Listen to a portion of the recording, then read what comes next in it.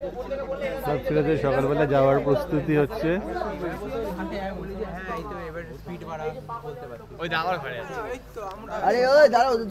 Photo session হয়ে যাক সবাই।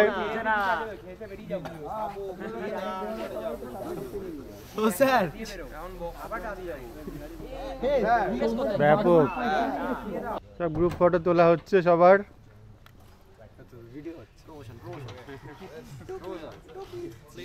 কি মেনু? খিচুড়ি, ডিম সিদ্ধ আর পাঁপড় ভাজা। খিচুড়ি, ডিম সিদ্ধ, পাঁপড় ভাজা। সকালবেলা সব খিচুড়ি খাওয়া হচ্ছে। খিচুড়িটা টেস্ট কিন্তু হেভি। সকালবেলা সব যাওয়ার প্রস্তুতি হচ্ছে, হিসাবপত্র হচ্ছে সব।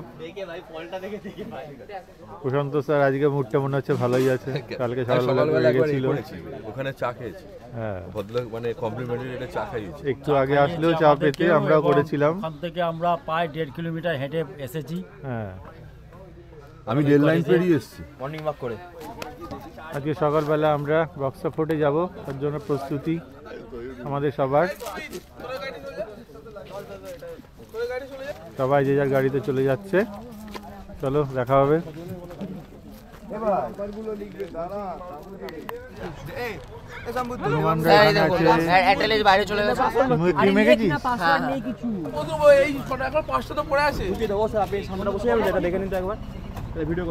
হবে আমাদের সব গাড়ি পরপর দাঁড়িয়ে রয়েছে, এই গাড়ি করে যাওয়া হবে আজকে সকালে বক্সা।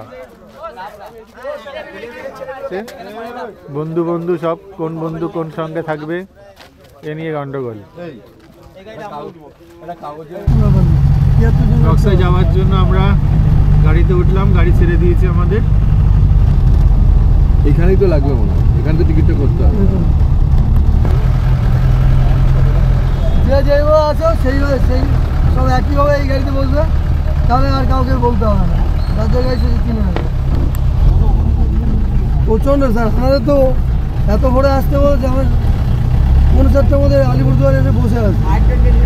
যার সময় ভাড়া আমাদের এখান থেকে টিকিট কাটতে হবে, এই জন্য আমরা এখানে নেমেছি। এখান থেকে টিকিট কাটা হবে আমাদের, টিকিট কাটবো আমাদের বক্সায় ঢুকবার জন্য।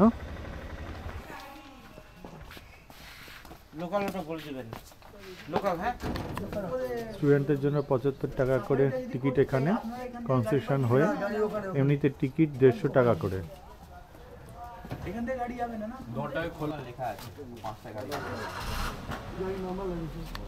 রেল লাইনটা ক্রস করলাম, ওখানে একটা বাটারফ্লাই গার্ডেন আছে, তো আমরা দেখিনি। বিকালবেলা আমাদের ইচ্ছে রয়েছে সেখানে গিয়ে দেখব। সুন্দর একটা বোর্ড করা আছে কার্টুন করে, যে আনন্দ করো ময়লা নয়, জঙ্গল পরিষ্কার রাখুন, বক্সার টাইগার রিজার্ভ।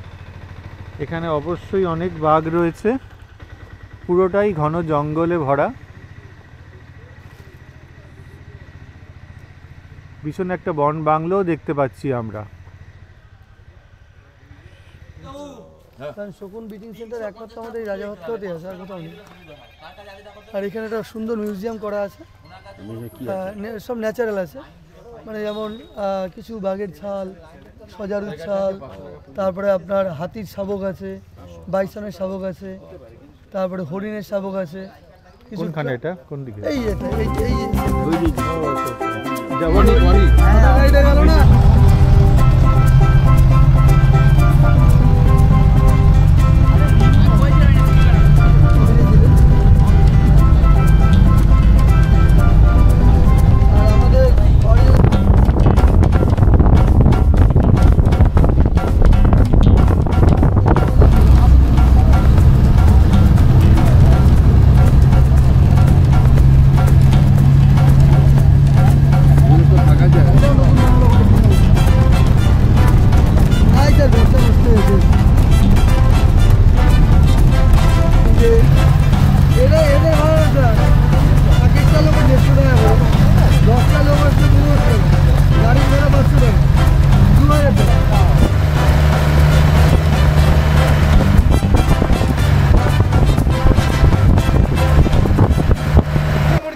পাহাড়ি মুরগি ধরতে পারবি ওটা? না স্যার, ধরতে পারলে যা যাবি তাই খাওয়াবো। হ্যাঁ তাই তো, ধরতে পারলে যদি লোকে মারে। আমরা এখন এসেছি সান্তাল বাড়িতে। এখান থেকে আমাদের গাড়ি চেঞ্জ হবে, এই গাড়ি করে আমরা বক্সার দিকে যাব।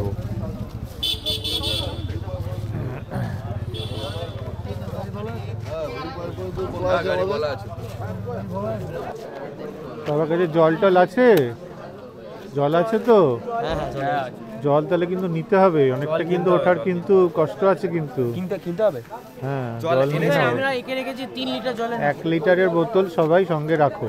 ওখানের কাছে এনেছিস? মোটামুটি যাওয়ার প্রস্তুতি হচ্ছে এখন। কিভাবে যাওয়া হবে তার পবিত্র স্যার তার নির্দেশ দিচ্ছে।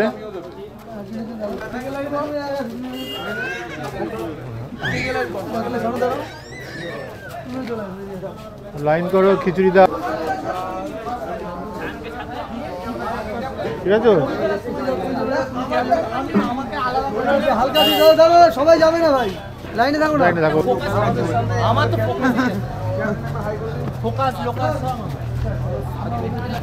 গাড়িতে তোলা হচ্ছে, এক এক করে গাড়ি বেরিয়ে যাচ্ছে।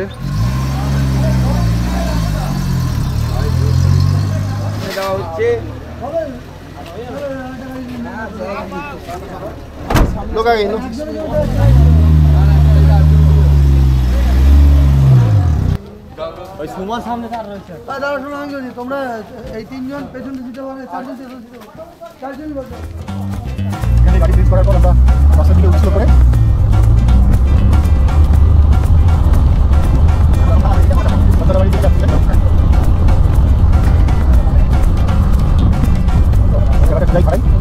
অনেকটা উঠতে হবে, যেটা 10 মিনিট লাগবে।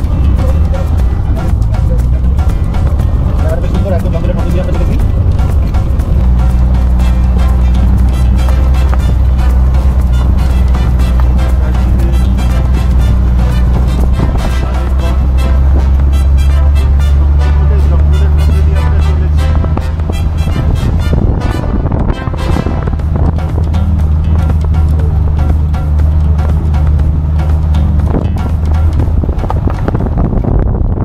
এটা হচ্ছে বক্সা ভিউ পয়েন্ট। এখানে আমরা এসে পৌঁছলাম। এবার এখান থেকে 2.5 কিলোমিটার ট্রেক করে আমাদের বক্সা ফোর্টে যেতে হবে। পারবে? চলো, সবাই যেতে পারবে, আস্তে আস্তে যাব। 2.5 কিলোমিটার হাঁটতে হবে, এনার্জি কিন্তু এখনই রাখতে হবে, কথা বলা যাবে না।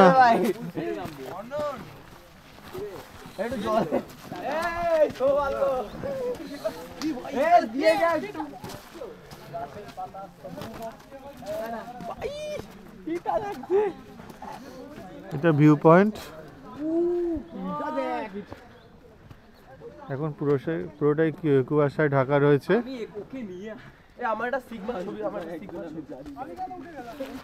চলো আস্তে আস্তে। এখন গান গা ভাই, গাজে দেবে।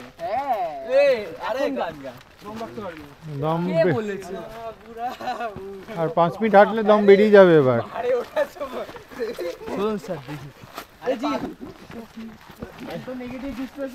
বেশ খাড়াই রাস্তা, আস্তে আস্তে কষ্ট হবে বলে মনে হচ্ছে।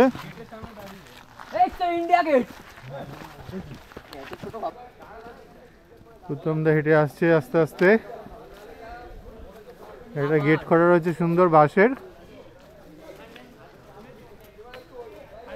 এসে দুষ্টু ছেলে আমাদের। কি দেখলি? কুয়াশা হয়ে আছে বলে বলছে দেখা যাচ্ছে না, কালকে বৃষ্টি এসেছিল। হ্যাঁ, কিন্তু যদি বৃষ্টি না আসতো তাহলে পুরোটা পরিষ্কার দেখতে যেত। ওখানে তিস্তার নদীর আওয়াজ পাওয়া যাচ্ছে ভাই, যদি সবাই চুপ করে থাকে। একটু আগে প্রচুর হনুমানের উপদ্রব হয়েছিল, আমরা আশা করি হনুমানটা কেটে পড়ছে। হ্যাঁ, সব ছেলেরা চলে গেছে, আমরা এখনো যেতে পারিনি। বুড়োরা আস্তে আস্তে যাচ্ছি, তবে ঠিক পৌঁছে যাব। আগেরবার যখন এখানে এসেছিলাম তখন প্রচুর প্রজাপতি দেখেছিলাম, হলুদ প্রজাপতি একগুচ্ছ উড়ে বেড়াচ্ছিল। এখন অবধি সেসব কিছু দেখতে পাইনি।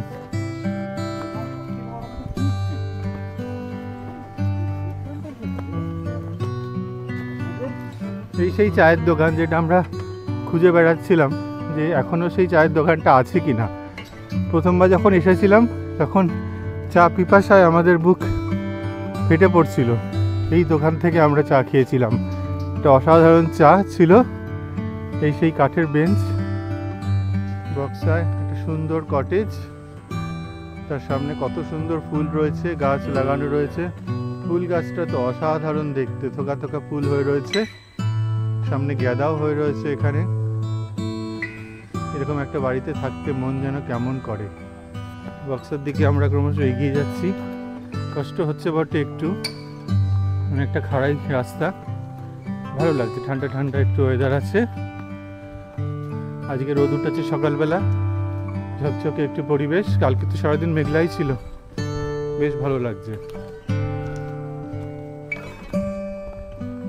গাছে লাল পাতা ফুল হয়ে রয়েছে, জায়গাটা খুব সুন্দর। সরু একটা গলি, যেখান দিয়ে আমরা হেঁটে এসেছি। ছোট ছোট বাড়ি পাশে, ছোট গ্রাম বলা যায়। ওটা কি সুন্দর, অনেকটা জায়গা।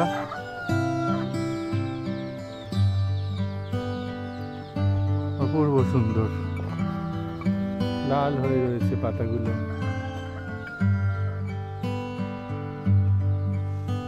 বাড়ির সামনে কি সুন্দর ফুল হয়ে রয়েছে, সুন্দর কটেজ। আমাদের কলকাতায় এসব আমরা দেখতেই পারি না। এত সুন্দর ফুল কি সুন্দর করে সাজিয়েছে, এত উপরে একটা জায়গায়, রিমোট জায়গায়।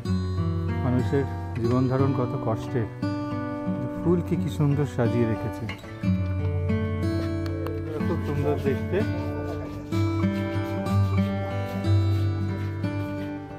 বাড়িগুলো দেখলে মন ভরে যায়, এত সুন্দর করে পরিপাটি করে সাজানো। বাড়ির ভেতরটা এত সুন্দর।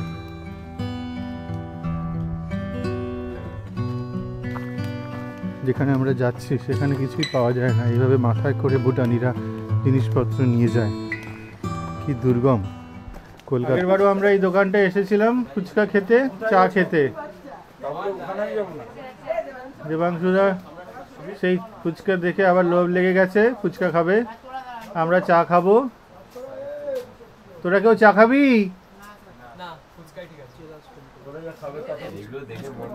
ফুচকা রেডি হচ্ছে এখানে, ফুচকা খাওয়া হবে। খেতে দেখ, সবাই মিলে তোরও দোষ না, আমারও দোষ। সবার হবে না, কি করবো বল। আচ্ছা, ওই যে দুর্দান্ত সাদা গোলাপ ফুটে আছে। জঙ্গল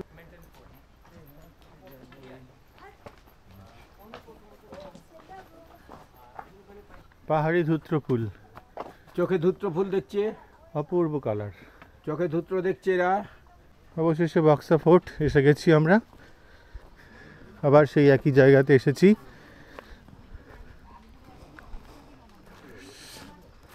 বিশাল প্লেগ্রাউন্ড।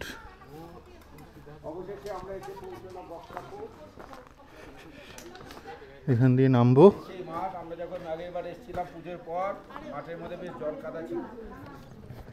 এটা হচ্ছে স্তূপা।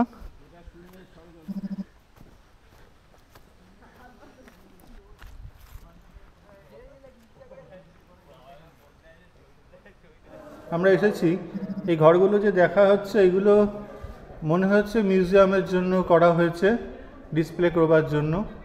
কিন্তু এখানে আমরা যখন আগেরবার এসেছিলাম এইগুলো কিন্তু কিছুই ছিল না। এই পুরো কনস্ট্রাকশনটা তৈরি হয়েছে নতুন।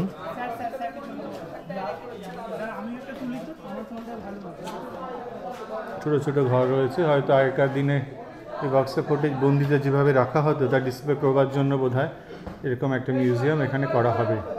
আমরা যেখানে এসেছি এটাই হচ্ছে আসল ফোর্ট ছিল, জেলখানা বলা যেতে পারে। এখানে কয়েদিদের রাখা হতো এবং বিভিন্ন সময় অনেক স্বাধীনতা সংগ্রামীদের এখানে রাখা হয়েছিল।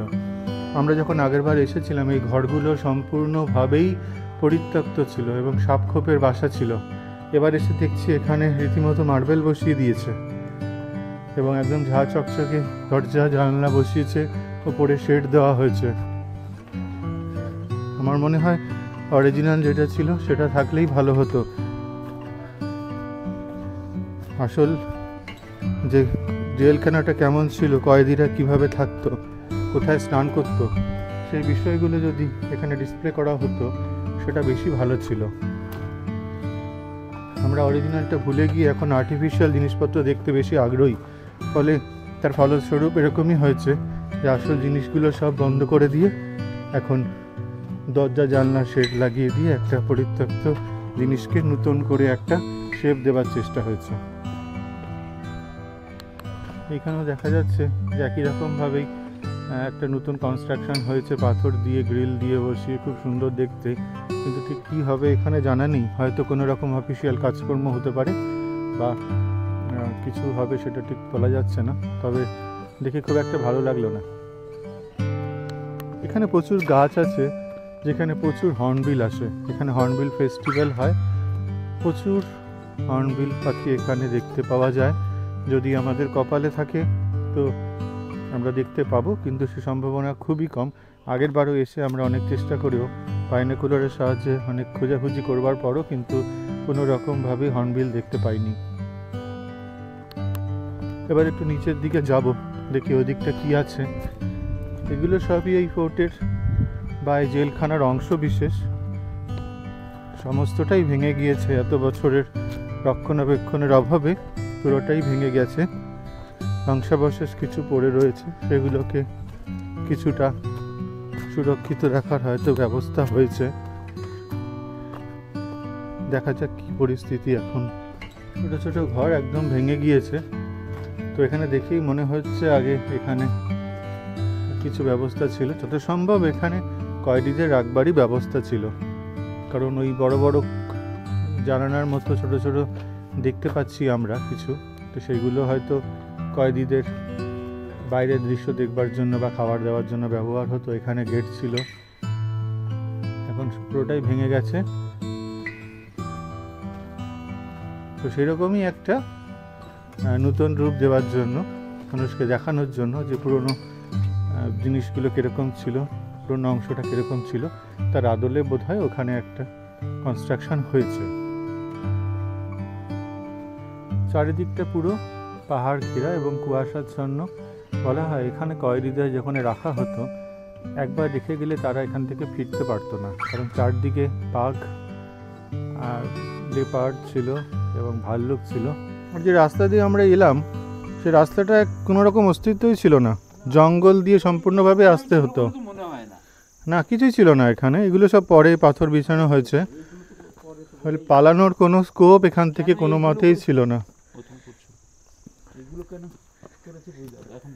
সব করে আমরা এবার যাচ্ছি সেই পোস্ট অফিসটা দেখতে, যেটা কিনা ব্রিটিশ আমলে তৈরি হয়েছিল। এটা এখনও কাজ করে, এটা ঐতিহাসিক পোস্ট অফিস এখানকার। শনিবার আজকে বলে হয়তো আজকে বন্ধ রয়েছে, 10টা থেকে 3টে অবধি এটা চালু থাকে। মহারাজ পরিদর্শনে এসছেন পোস্ট অফিস, স্কুলে পরিদর্শনে যেমন ঘোরেন, তখন পোস্ট অফিস পরিদর্শন করছেন।